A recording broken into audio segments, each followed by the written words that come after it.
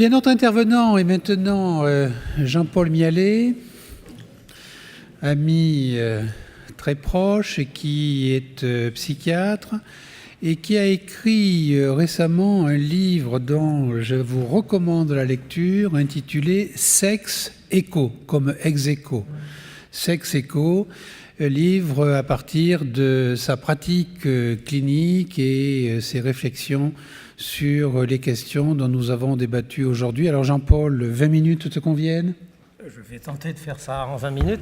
Je remercie d'abord le président, la présidente, le professeur Lowe et le professeur Ollier de m'avoir invité à ce colloque.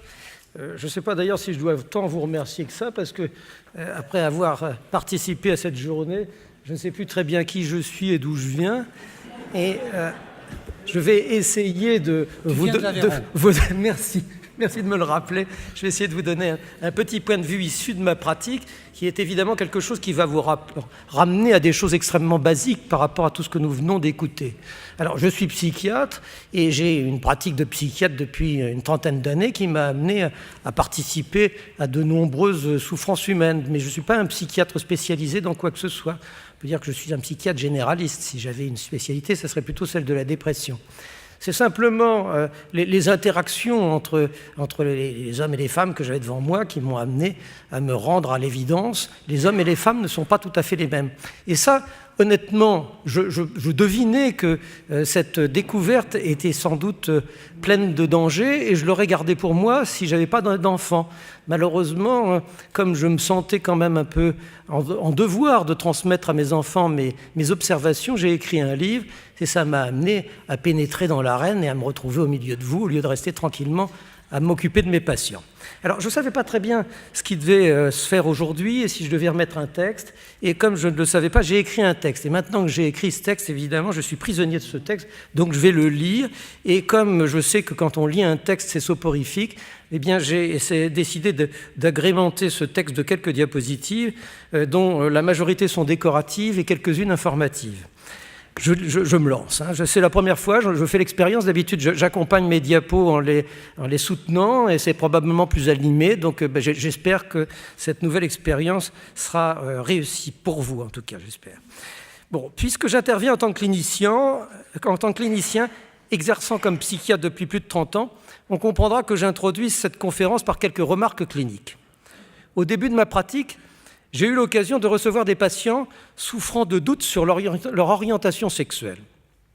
Il s'agissait dans la plupart des cas d'homosexuels qui s'interdisaient de l'être et espéraient trouver auprès de moi une légitimation de leur aspiration à être comme tout le monde, c'est-à-dire hétérosexuels. Ils repartaient révoltés et effondrés lorsque je leur refusais cet espoir, les condamnant à un destin qu'ils tenaient pour intolérable. Nous étions dans les années 80. Après le tournant du siècle, j'ai dû faire face à des situations diamétralement opposées. 2 exemples me viennent en tête pour illustrer ces changements. D'une part, le questionnement étrange de certains hétérosexuels, perplexes devant leur refus d'explorer, pour varier les plaisirs, une pratique homosexuelle. Pourquoi cette gêne ? Seraient-ils en fait des homosexuels refoulés, effrayés par le passage à l'acte ? Second exemple éloquent, cette patiente hétérosexuelle, surprise par ce qu'elle ressentait en découvrant que son amant l'avait trompée avec un homme. Au-delà de la douleur de la trahison, ce qui la décontenançait le plus était de se découvrir affectée par la nature de la trahison. Elle n'aurait pas réagi de la même façon si c'était agi d'une femme. Était-elle donc étroite d'esprit, peut-être même homophobe ? À travers ces anecdotes introductives, on comprendra que le nouvel ordre sexuel me paraît surtout avoir une caractéristique, celle du désordre, avec ce qu'on y gagne en liberté, mais aussi ce qu'on y perd en assurance. Je n'ai pas, en principe, à me lancer dans une historique du nouvel ordre sexuel. Pour être bref, la révolution à laquelle nous assistons en matière de normes régulatrices de la sexualité depuis une trentaine d'années prend appui sur 2 fondements, à mon sens, la libération sexuelle et l'émancipation féminine. En ce qui concerne le premier de ces points, la libération sexuelle, Il me semble qu'elle a été préparée par les révélations freudiennes sur l'importance de la sexualité dans le développement humain. Une mauvaise analyse des propos du maître a fait du refoulement de la sexualité la source de nombreux maux. Certains marxistes y ont même vu une composante des rapports de domination. La libération sexuelle avait donc toutes les raisons de représenter une liberté nouvelle qu'un peuple éclairé se devait de conquérir. Cette conquête s'est trouvée facilitée par une perte des influences religieuses et par l'évolution des mentalités vers un état d'esprit matérialiste, objectiviste et pragmatique, réduisant l'activité sexuelle à un comportement comme un autre. Comme j'ai pu l'indiquer, le rapport Kinsey, cette minutieuse enquête sur le comportement sexuel des Américains dans les années 50, marque un tournant dans cette approche de l'intimité sexuelle. Celle-ci se trouve banalisée comme une poignée de main dont on étudierait avec application certaines des caractéristiques physiques neutres, comme l'amplitude, la force, le degré de transpiration, etc., ceci afin de la rendre plus efficace. En même temps que la sexualité devenait une activité comme une autre, les femmes, reléguées depuis toujours par les hommes dans un rôle social de second plan, prenaient conscience que l'ordre masculin était dénué de légitimité. L'évolution technique qui leur permettait de prendre place à égalité avec l'homme dans le circuit de production, ainsi que les pertes massives d'hommes au cours de la Première Guerre mondiale y ont largement contribué. Quoi qu'il en soit, les femmes ont décidé de se saisir de la parole publique et non plus de se borner à une simple influence privée. Cette parole n'a pas consisté qu'en une participation à la vie publique, faisant d'elles des citoyennes égales aux hommes, disposant comme eux du droit de vote, mais aussi en la revendication d'une sexualité propre. Auparavant, tout tournait autour de l'homme et la sexualité féminine occupait une place secondaire. On peut lire dans les ouvrages du XIXe siècle qu'une femme qui se préoccupe d'orgasme est une prostituée. Longtemps, seul a compté le plaisir masculin, celui-ci n'étant d'ailleurs pas exagérément encouragé et devant se soumettre à des limites prescriptives par un ordre moral aussi bien que social. Mais les féministes auront beau jeu de dire que ces règles, élaborées par des hommes dans le contexte d'une société organisée par leurs soins, étaient mises à leur profit sans le moindre souci des appétits féminins. S'ajoutant à cette évolution des états d'esprit, les progrès de la biologie qui permettent de vivre une sexualité libre en maîtrisant le risque de grossesse ont affranchi le corps féminin de sa fonction procréative et donné à la femme les moyens de revendiquer sa part de jouissance. Si l'on s'en tient à ces aspects historiques, le nouvel ordre sexuel devrait représenter un immense progrès. Loin d'être prisonniers de rôles définis à une époque où ils avaient peut-être leur justification, mais qui les séparaient les uns des autres, hommes et femmes auraient aujourd'hui enfin le moyen d'aborder librement l'une des dimensions fondamentales de leur existence, leur intimité sexuelle. L'ennui est que la liberté n'est que relative, car la culture chez l'homme se mêle toujours de tout. Tout comme la pipe de Magritte n'était pas une pipe, mais une représentation artistique de cet objet, la liberté à laquelle nous aspirons n'est qu'une représentation culturelle. Or, la sexualité masculine et féminine offre une grande plasticité culturelle sur laquelle nous allons nous étendre.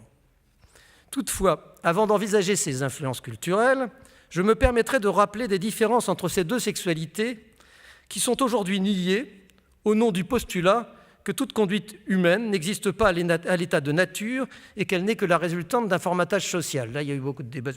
Bon, je n'ai pas le temps. Dès les premières enquêtes de Kinsey, des différences considérables entre comportements sexuels de l'homme et de la femme étaient notées, concernant particulièrement la masturbation, mais elles ont été attribuées au puritanisme de la société américaine de l'époque, puritanisme qui bâillonnait les femmes plus que les hommes. Alors là, ces différences considérables, elles sont évidentes. Sur les deux courbes que vous voyez, là-haut, c'est la masturbation chez l'homme, et là, en bas, c'est la masturbation chez la femme. La masturbation, ce sont des courbes d'incidence cumulative, c'est-à-dire qu'on voit comment ça se passe entre 10 ans et 15 ans. Entre 10 ans et 15 ans, l'homme il part de 0%, puis il est à 100% de masturbation, et il y restera très longtemps, presque toujours, alors que chez la femme, eh bien, on monte doucement et péniblement jusqu'à 60%. C'est lent et c'est tardif. Les femmes, du point de vue de la masturbation, sont très éloignées des hommes sur ces courbes. Alors donc, on considère que c'est plutôt le résultat de la culture américaine. Néanmoins, enfin de la culture américaine de l'époque. Pourtant, les enquêtes qui se sont succédées en France depuis ce rapport historique ont chacune constaté un écart semblable dans les conduites d'autosatisfaction de l'homme et de la femme. C'est tout à fait étonnant de voir qu'il y a eu un certain nombre d'enquêtes qui arrivent toutes au même résultat et que même la toute dernière enquête, celle qui a été faite par l'analyse du comportement sexuel des Français par Bajos et Boson en 2006, après cette fois 30 ans de libération sexuelle et de féminisme quérulent et incitant les femmes à se masturber pour pouvoir se passer des hommes, eh bien, on retombe sur la même situation presque. Vous voyez, tout a changé. Tout a changé, c'est-à-dire que maintenant, les femmes pratiquent... Ah, mon Dieu! Les femmes pratiquent, comme les hommes, à peu près toutes les pratiques sexuelles. Je préfère passer pour les âmes sensibles. Mais pour ce qui est de la masturbation, elles restent très en dessous. 48% l'ont fait au moins une fois, c'est-à-dire qu'elles y goûtent maintenant, alors que peut-être on n'aurait pas eu ça avant, mais les hommes, c'est 90%, et quand il s'agit de pratiques régulières, alors 10% et 56% chez les hommes. En matière de masturbation, ça reste quand même les hommes qui sont très largement dominants, si on veut bien accepter cette notion de domination dans ce domaine. Donc là, il y a un fait qui est quand même quelque chose de tout à fait remarquable, c'est ce besoin qu'ont les hommes d'autosatisfaction. Les femmes d'aujourd'hui s'y prêtent occasionnellement, mais elles ne sont jamais comme les hommes des adeptes réguliers. Si l'on oublie les occurrences occasionnelles, les chiffres sont proches de ceux de Kinsey. C'est qu'à l'état libre, c'est-à-dire non engagé dans des interactions, la sexualité se comporte comme une mécanique visant à accomplir son plaisir propre dans l'autosatisfaction. On n'en dira pas autant de la sexualité féminine, qui peut d'ailleurs difficilement se concevoir hors des interactions. Ce fait que la pratique clinique nous a enseigné, nous a révélé à de multiples occasions, est encore confirmée par l'enquête approfondie de Janine Mossius-Lavaux, qui, elle, faisait également en 2002 la remarque que la masturbation était un phénomène essentiellement masculin et très peu féminin. Malheureusement, cette notion-là a été très peu retenue. Mossius-Lavaux a eu son enquête qui a été faite sur, je ne sais plus quoi, 70 personnes, qui est une enquête approfondie. Elle a eu les honneurs de la première page du Monde, où on expliquait qu'il y avait une très grosse avancée dans la libération sexuelle, que Janine Mossius-Lavaux le montrait bien dans son œuvre, dans son ouvrage, et que maintenant la sodomie était en fort progrès dans les rapports entre hommes et femmes, mais par contre on n'a rien dit sur la masturbation. Je constate aussi d'ailleurs qu'on n'a rien dit sur ce que je vous ai indiqué aussi dans le rapport ACSF, c'est-à-dire cette petite question qui différencie hommes et femmes est passée terriblement sous silence à chaque fois que ces résultats ont été publiés ou médiatisés. Manifestement, il me semble, tout ce qui différencie hommes et femmes est un peu oublié. Il est préférable de voir plutôt tout ce qui libère et rapproche les femmes des hommes. Dans sa volonté Oui, à l'adolescence, bon d'accord. Dans sa volonté de libération, le nouvel ordre sexuel a fait la part belle au désir masculin qui se prête à une exploitation commerciale par son avidité à l'autosatisfaction. Là encore, les progrès techniques y ont amplement participé. À la différence du désir féminin, le désir masculin est éveillé par la vue des scènes sexuelles, comme l'ont vérifié toutes les explorations de la sexualité humaine depuis Kinsey. Dès les premières photographies, on a su exploiter cet appétit masculin. Mais Internet offre à la pornographie un tout autre champ de possibles. Des sites florissants offrent au regard masculin de l'ensemble de la planète des vidéos comblant les fantasmes les plus variés. Wow, Internet is porn chante un refrain entraînant de YouTube. De fait, Internet offre à chaque homme la possibilité de participer à des scénarios sexuels très inventifs, commodément, gratuitement, au moins dans un premier temps, sans quitter son lit ou son bureau. Cette explosion de la vidéo pornographique a des effets en retour sur l'imaginaire masculin. Elle aliène certains à des situations d'excitation assimilables à ce que les éthologues définissent comme stimulation supranormale. Les femmes, ou plutôt les actrices, car tout cela n'est au fond que du cinéma, et les scènes auxquelles elles se prêtent sont très éloignées de ce que l'on peut espérer connaître dans la réalité. La pornographie d'Internet joue sur cette faiblesse masculine que Bruckner et Finkielkraut appellent le leurre du manque à voir. L'avidité érotique masculine est un puissant fond, et l'homme espère toujours découvrir quelque chose de plus qui redoublera sa jouissance. Les sites de la toile répondent à cette demande et lui en offrent toujours plus, mais en retour, ils le conditionnent à s'accoutumer à des sensations hors normes. Le risque est alors de s'enfermer dans un érotisme irréel, un érotisme impossible à partager dans une relation réelle. À l'extrême, ce repli dans l'auto-érotisme s'apparente à un autisme sectorisé. 3 de mes patients m'ont donné des exemples de cette clôture. Ils avaient au départ des difficultés de contact avec l'autre sexe, résultant d'une idéalisation de la femme et de la relation amoureuse incompatible avec les appétits de la chair. 2 d'entre eux sont restés célibataires, se complaisant dans un auto-érotisme qui entretenait l'évitement du contact réel, tout en vivant parfois des amours platoniques en complet décalage avec leurs pratiques onanistes. Le 3e est marié, mais n'a que des contacts sexuels très rares avec son épouse, malgré la disponibilité de celle-ci. Souffrant de l'érotisme virtuel de son mari, elle lui a proposé de partager avec lui devant l'écran ses jeux solitaires. Impossible, car il souhaite précisément prendre seul son plaisir. Quand la fréquentation d'Internet n'atteint pas ces extrêmes, elle demeure une concurrence déloyale et dangereuse par rapport aux relations quotidiennes avec l'être aimé. Parmi les trentenaires, beaucoup de femmes m'ont confié qu'elles étaient jalouses d'Internet. Et de fait, beaucoup d'hommes jeunes reconnaissent que lorsque leur partenaire est absente, ils trouvent plaisir à échapper à sa surveillance pour vagabonder sur la toile. Une nouvelle forme d'infidélité semble se mettre en place, la fréquentation par les hommes des sites porno. Je ne parle pas, naturellement, des sites de rencontres. Dans ce domaine, l'offre est également abondante, mais la tentation présente moins de dangers, car pour le coup, le virtuel mène au réel, et le réel mène à de nombreuses déceptions. Face à cette exaspération de la sexualité masculine, flattant son avidité à l'autosatisfaction alimentée par des simulacres féminins, que devient la sexualité féminine? La culture de l'émancipation et de la libération sexuelle assigne à la femme le devoir de se faire plaisir, un peu à la manière de l'homme. Mais la course à l'orgasme est-elle en accord avec ces dispositions profondes? Une certaine littérature tenterait de nous le faire croire. La femme libre accumule les expériences et semble y trouver du plaisir. Les médias féminins l'y encouragent. La consommation érotique serait la réponse des femmes libérées et indépendantes face à ces hommes libres qui ne songent qu'à leur plaisir. Pourtant, à y regarder de plus près, n'est-on pas en train de faire du masculinomorphisme, c'est-à-dire une transposition à la femme de normes qui conviennent à l'homme sans être adaptées à sa spécificité à elle? Le sujet doit être abordé avec prudence, car il est devenu éminemment politique. Dès qu'un homme ose avancer que la sexualité d'une femme n'est pas celle d'un homme, on le soupçonne de vouloir entretenir la femme dans la dépendance au pouvoir masculin.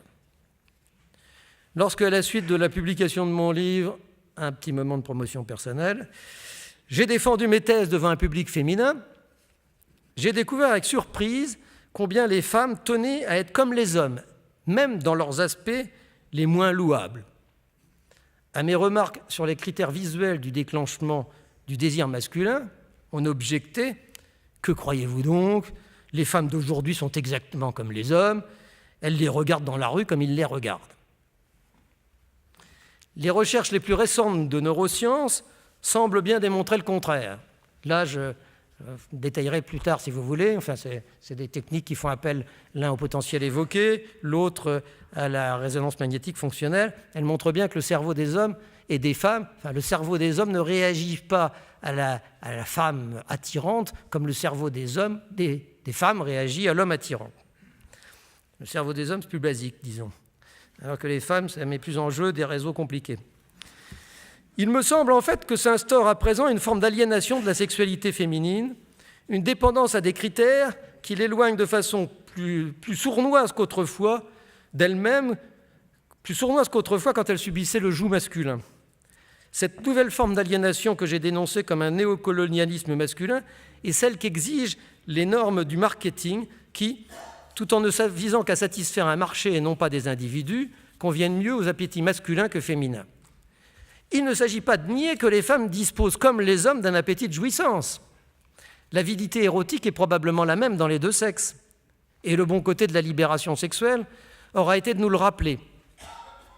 Mais j'ai pu constater dans ma pratique à d'innombrables reprises que la sensualité féminine ne s'exprimait véritablement qu'avec le support du lien, c'est-à-dire dans le cadre d'une relation. Hors de ce cadre, elle semble s'accomplir plutôt comme une démarche volontaire, une sorte d'acharnement revanchard à copier l'homme dont la liberté en ce domaine les fait souffrir. Le cumul des prouesses sexuelles avec des partenaires variés dans des situations renouvelées n'intéresse que les hommes, beaucoup moins les femmes qui ne s'y livrent que poussées par leurs compagnons. Je viens d'évoquer certaines preuves des spécificités des sexes dans le désir apportées par les neurosciences. On pourrait en trouver aussi dans la littérature.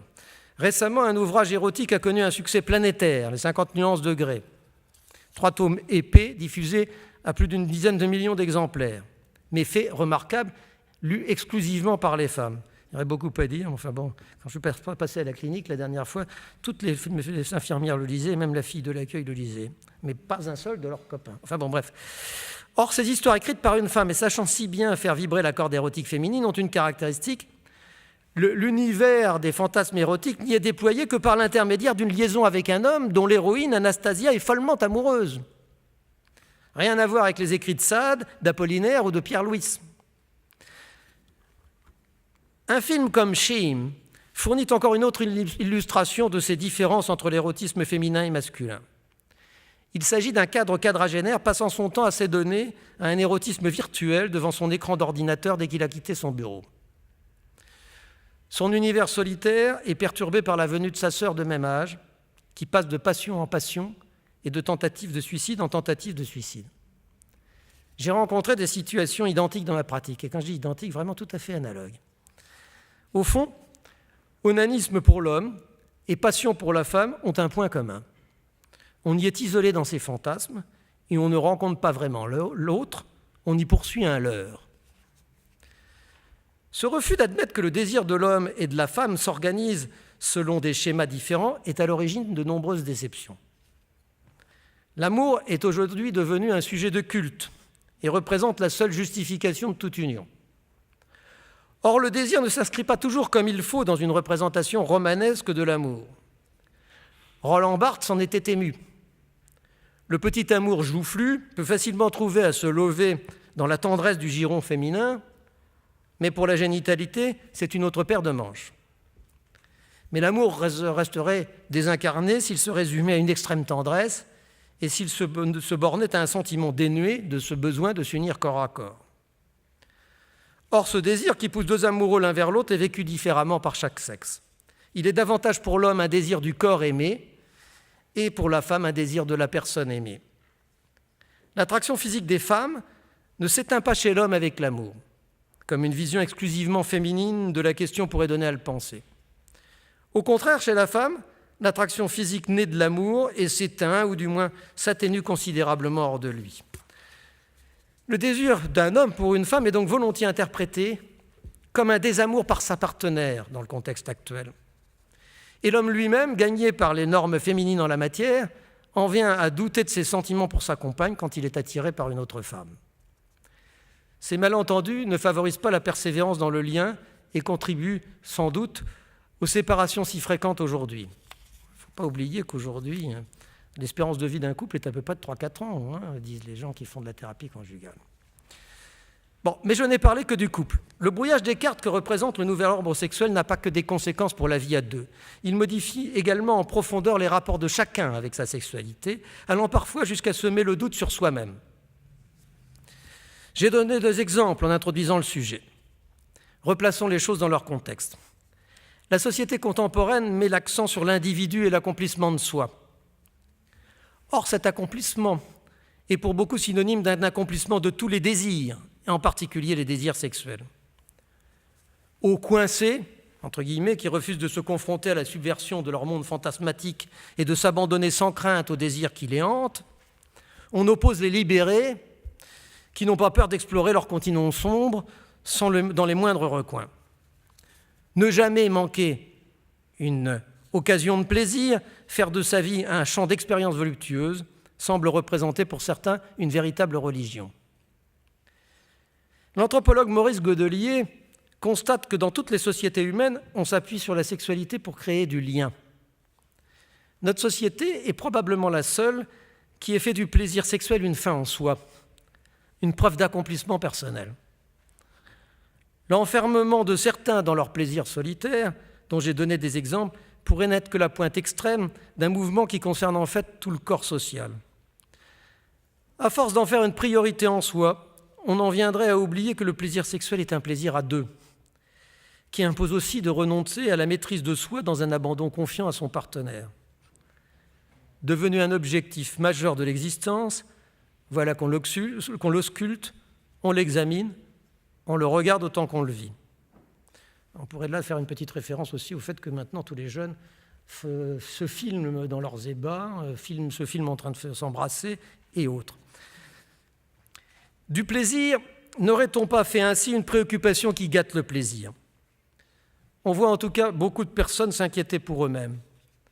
En font-ils assez ou trop et pas dans le bon sens ? Mais alors dans quel sens ? On doit à Freud un autre héritage qui a grandement contribué à semer la confusion, celui de la notion de bisexualité. Au nom de la composante homosexuelle qui serait présente, mais latente, en chacun de nous, certains ont fait de l'orientation sexuelle une donnée arbitraire, un choix qui dépendrait des contingences. On a pu même en tirer argument pour une identité complète entre hommes et femmes, qui ne se différencieraient que parce qu'ils se taisent une partie d'eux-mêmes. Mais la bisexualité dont parlait Freud est une composante psychique assimilable à une empathie pour l'autre sexe et non une orientation sexuelle réfrénée. En ce qui me concerne, je n'ai d'ailleurs rencontré dans ma pratique que très peu de véritables bisexuels. Une pratique, j'ai quand même rencontré une trentaine de milliers de personnes, hommes et femmes. L'orientation sexuelle me paraît très précocement déterminée, du moins chez les garçons. Ce matin d'ailleurs, la MDTF, M2F, c'est bien un garçon, parce que tout de suite, elle avait compris qu'elle aimait bien les filles. En tout cas, elle avait la caractéristique de reconnaître tout de suite son orientation sexuelle. Ce qui n'empêche pas des pratiques sexuelles très variées, éventuellement même en contradiction avec l'orientation. Comme tout domaine humain, la sexualité humaine est richement créative. Lorsqu'elle devient une fin en soi, un sujet d'intérêt général, lorsqu'elle polarise une culture, il y a de grands risques que cette culture se perde dans les abysses du sujet, qu'elle s'y engloutisse en noyant les individus qui la composent. Reprenons Freud, qui sur ces questions avait un avis éclairé. Il nous rappelle dans un de ses derniers ouvrages, Malaise dans la civilisation, que la civilisation se construit sur les décombres de la pulsion. Un peu de répression n'a jamais fait de mal. C'est même, disait le grand homme, la condition nécessaire à la sublimation. Le nouvel ordre sexuel, s'il continue à privilégier une libération des pulsions sexuelles par nature égocentrique, pourrait être un retour au chaos et à la barbarie, en même temps qu'une perte du vrai plaisir, celui de la volupté partagée. Mais je ne voudrais pas conclure sur cette note pessimiste. Du mal avec le pessimisme. La liberté d'aujourd'hui a ses vertus. J'ai déjà cité en exemple l'ouverture de notre culture à l'érotisme féminin, alors que la jouissance féminine n'a guère compté jusque-là. Le corps de la femme n'existant que pour la procréation ou pour être mis à la disposition des jeux érotiques masculins. Toutefois, si je compare les couples que je connais, il est légitime qu'après tant de temps où elle a subi le pouvoir masculin, la femme exploite le nouvel ordre sexuel comme une revanche. Toutefois, si je compare les couples que je connais à ceux que je rencontrais il y a 30 ans, j'observe que la liberté de parole de chacun permet une expression de soi qui autorise un vrai dialogue. La connivence, l'intimité et au total, le bien-être du couple y gagnent beaucoup. Pourquoi alors tant de séparation ? Peut-être, en donnant tant de prix à la liberté, avons-nous perdu le sens du lien et la profondeur de ses bienfaits comparé à la satisfaction des désirs érotiques. Peut-être sommes-nous trop obnubilés par la performance dans tous les domaines, sexuels comme professionnels. On en a parlé dans une intervention. Peut-être enfin faut-il accepter une période de concurrence entre hommes et femmes, ivres de leur liberté nouvelle, avant de retrouver un nouvel ordre où chacun saura librement composer avec l'autre en acceptant ses spécificités pour avoir la chance de ne pas être seul. Le nouvel ordre sexuel sur lequel vous m'avez demandé de m'exprimer pourrait bien être avant tout un chantier en construction.